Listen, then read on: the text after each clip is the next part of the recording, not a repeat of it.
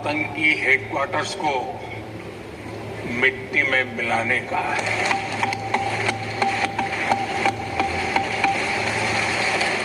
जब मैं विजयोत्सव कहता हूं तो ये विजयोत्सव सिंदूर की सौगंध पूरा करने का है।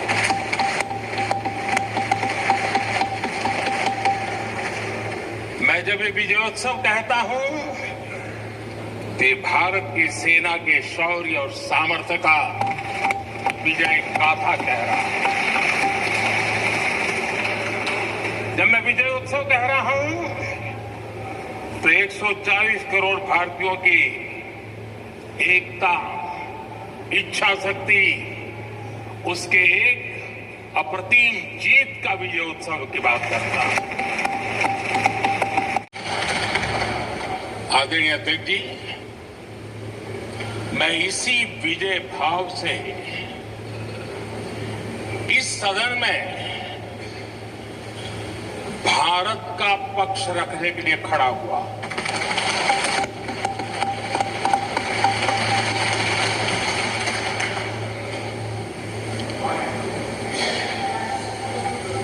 और जिन्हें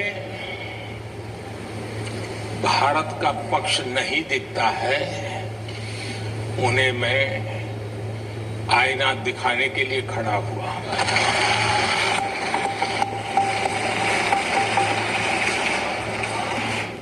यहां पर विदेश नीति को लेकर के भी काफी बातें कही गई हैं।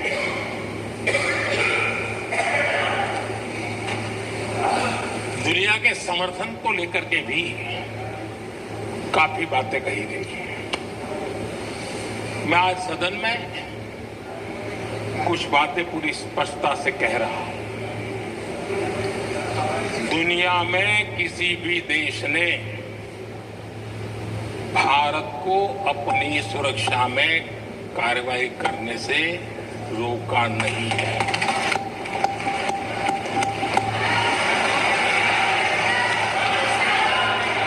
संयुक्त राष्ट्र 193 कंट्रीज,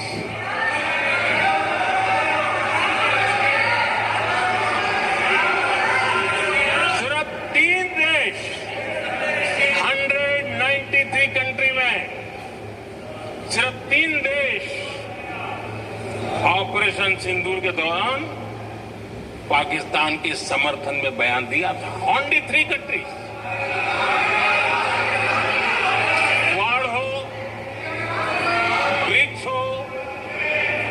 फ्रांस, रूस, जर्मनी, कोई भी देश का नाम ले लीजिए, तमाम देश दुनिया भर से भारत को समर्थन मिला है।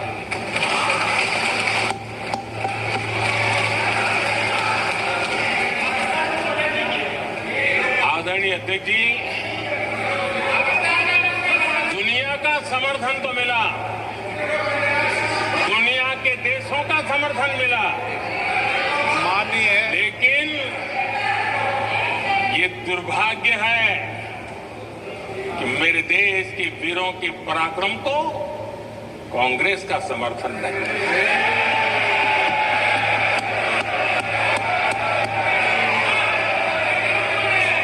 22 अप्रैल के बाद, 22 अप्रैल के आतंकी हमले के बाद 3-4 दिन में ही ये उछल रहे थे और कहना शुरू कर दिया, कहां गई 56 इंच की छाती, कहां खो गया मोदी, मोदी तो फेल हो गया। क्या मजा ले रहे थे। उनको लगता है वाह बाजी मार ली। उनको पहलगाम के निर्दोष लोगों की हत्या में भी वो अपनी राजनीति तराशते थे।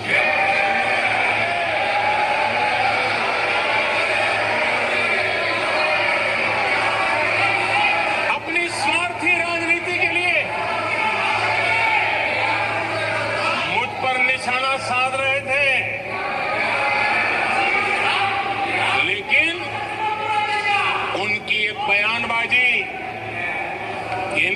छोरापन देश के सुरक्षा बलों का मनोबल गिरा रहा था।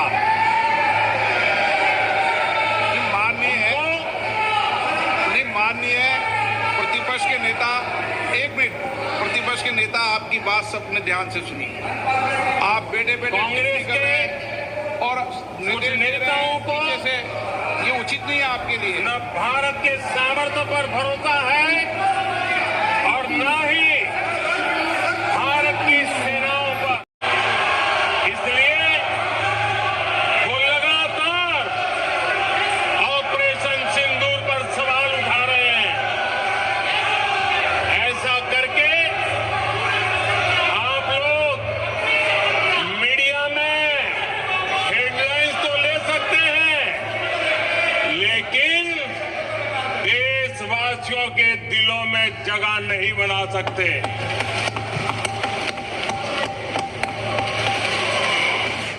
10 मई को भारत ने ऑपरेशन सिंदूर के तहत हो रहे एक्शन को रोकने की घोषणा की।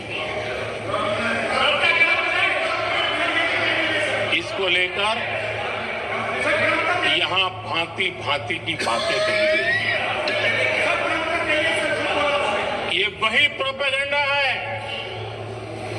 जो सीमा पार से फैलाया गया है। कुछ लोग सेना द्वारा दिए गए तथ्यों की जगह पाकिस्तान के झूठ प्रचार को आगे बढ़ाने में जुटे हुए हैं। जबकि भारत का रुख हमेशा स्पष्ट रहा है। आदरणीय अध्यक्ष जी, कुछ चीजें मैं जरा स्मरण भी कराना चाहता हूं। जब सर्जिकल स्ट्राइक हुआ उस समय हमने लक्ष्य तय किया था, हमारे जवानों को तैयार करके कि हम उनके इलाके में जाकर के आतंकियों के जो लॉन्चिंग पैड है उनको नष्ट करेंगे। और सर्जिकल स्ट्राइक, एक रात के उस ऑपरेशन में हमारे लोग सूर्योदय होते होते काम पूरा करके वापस आए। लक्ष्य निर्धारित था कि ये करना है। जब बालाकोट एयर स्ट्राइक किया तो हमारा लक्ष्य तय था कि आतंकियों के जो ट्रेनिंग सेंटर्स है इस बार हम उसको तबाह करेंगे, और हमने वो भी करके दिखाया। ऑपरेशन सिंदूर के समय हमारा लक्ष्य तय था, और हमारा लक्ष्य था कि आतंक के जो एपी सेंटर है और पहलगाम के आतंकियों को जहां से पुरजोश योजना बनी, ट्रेनिंग मिली, व्यवस्था मिली, उस पर हमला करेंगे। हमने उनके नाभि पर हमला कर दिया।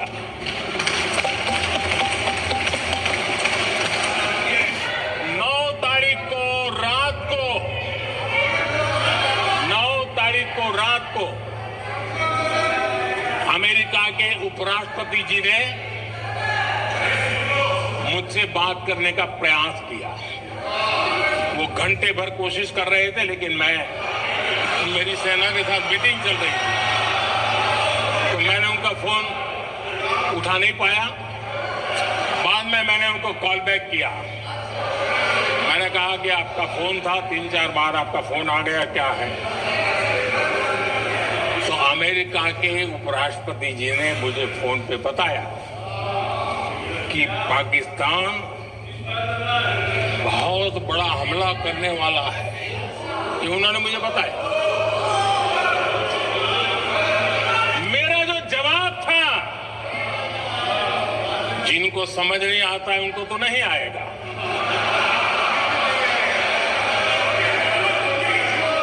मेरा जवाब था,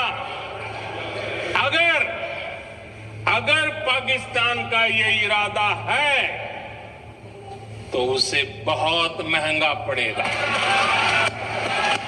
ये मैंने अमेरिका के उपराष्ट्रपति को कहा।